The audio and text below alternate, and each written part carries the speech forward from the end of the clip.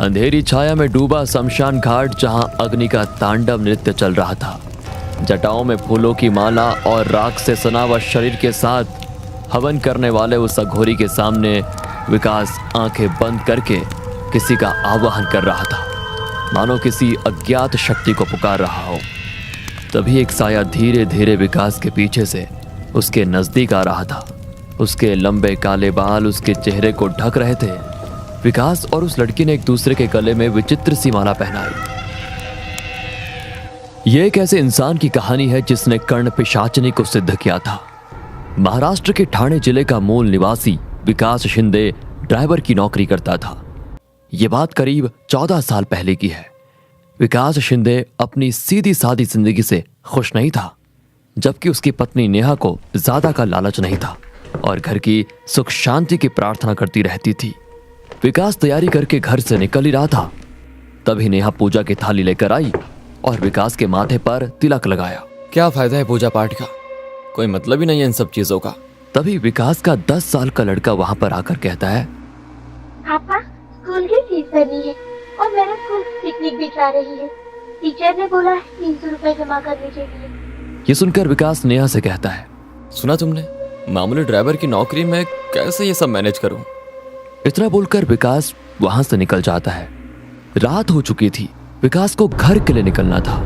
विकास सोच रहा था कि घर की तरफ कोई भाड़ा मिल जाता तो उतने में वो अपने बच्चे की स्कूल फीस के लिए कुछ पैसे जोड़ पाता। उतने में हाईवे पर उसे कोई हाथ दिखता नजर आया। विकास मन ही मन खुश हुआ कि अब उसे कोई भाड़ा मिलने वाला है, लेकिन उसकी खुशी ज्यादा देर तक नहीं टिकी। उसने गाड़ी रोकी तो वहां पर कोई बाबा थे। उनका रूप डरावना था, शायद कोई अघोरी। उस अघोरी बाबा ने विकास को कहा, बेटा मुझे 2 किलोमीटर आगे जाना है, मैं बहुत थक चुका हूँ, क्या तुम मुझे छोड़ दोगे। ये सुनकर विकास ने कहा, क्या आपके पास पैसे है।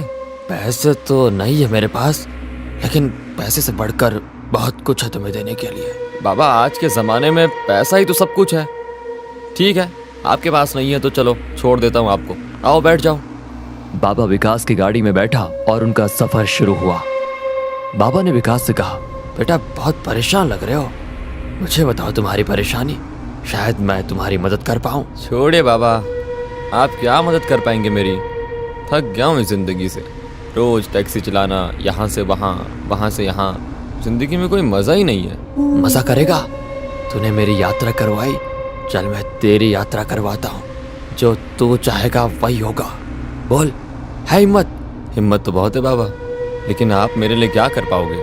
अघोरी को पागल मत समझ, बहुत कुछ है मेरे पास, बहुत कुछ। सिद्धियां दूंगा तुझे, सिद्धियां। ऐसी साधना करूंगा तेरे लिए कि सोने चांदी में खेलेगा तू। अमावस्या की रात 12 बजे आ जाना। बड़े बड़े सपने देखने वाला विकास अघोरी की बातें सुनकर लालच में आ गया और ठीक समय पर उस जगह पर पहुंच गया जहां अघोरी ने अपना डेरा जमाया हुआ था। उसने अपनी साधना की शुरुआत कर दी थी। विकास को देखकर अघोरी ने कहा, आ गया बच्चा, अब जैसा मैं कहता हूं तो वैसा कर। आज मैं साधना करूंगा कर्ण पिशाचनी की। वो यहाँ आएगी और तेरी होकर रहेगी। वो तुझे सब कुछ देगी, सब कुछ। तेरे कान में लोगों के राज बताएगी, क्या हुआ था, क्या होने वाला है, क्या हो चुका है, सब जानती है वो।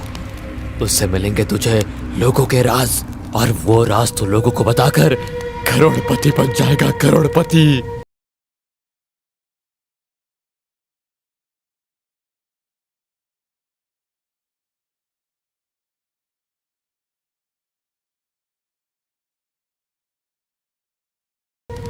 विकास कपड़े उतारकर अघोरी के सामने बैठ जाता है और अघोरी जैसा कहता है वो वैसे मंत्र जाप करने लगता है। तभी विकास के पीछे कर्ण पिशाचनी धीरे धीरे उसके नजदीक आ गई। विकास उस लड़की के गले में माला पहनाने वाला था, तभी उसने कहा, रुको, पहले 3 वचन, फिर मैं बनूंगी तुम्हारी। अगर कोई भी वचन तोड़ा तो सब छिन जाएगा, मैं भी चली जाऊंगी, सारी दौलत चली जाएगी, यहाँ तक कि तुम्हारी जान भी जा सकती है। मैं वचन देता हूँ। मेरे बारे में तुम किसी को कुछ नहीं बताओगे। मैं वचन देता हूँ। पत्नी की तरह सिर्फ मुझे ही संतुष्ट करोगे, सिर्फ और सिर्फ मुझे, और वो भी जब भी मैं चाहूँ। मैं वचन देता हूँ। तीसरा और आखिरी वचन, मुझे कभी अनसुना नहीं करोगे, मुझे छोड़कर कभी नहीं जाओगे। मैं वचन देता हूँ। इतनी बात कहकर विकास ने उसे एक विचित्र सी हड्डियों की माला पहनाई। कर्ण पिशाचिनी ने अपने हाथ आगे किए तो उसके हाथ में अचानक से वैसे ही माला प्रकट हुई। उसने माला विकास को पहनाते हुए कहा, अब मैं तुम्हारी हुई, मरते दम तक। विकास अब टैक्सी के पास आकर रुका। कर्ण पिशाचिनी भी उसके साथ खड़ी थी। तभी एक बड़ी सी कार विकास के पास आकर रुकी।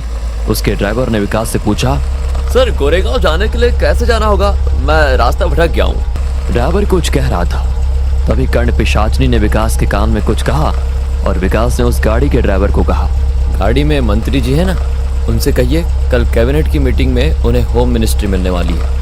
विकास की बातें सुनकर पीछे बैठे मंत्री जी ने कार का कांच खाली करते हुए कहा, तुम्हें कैसे पता कल कैबिनेट की मीटिंग है और मुझे होम मिनिस्ट्री मिलने वाली है?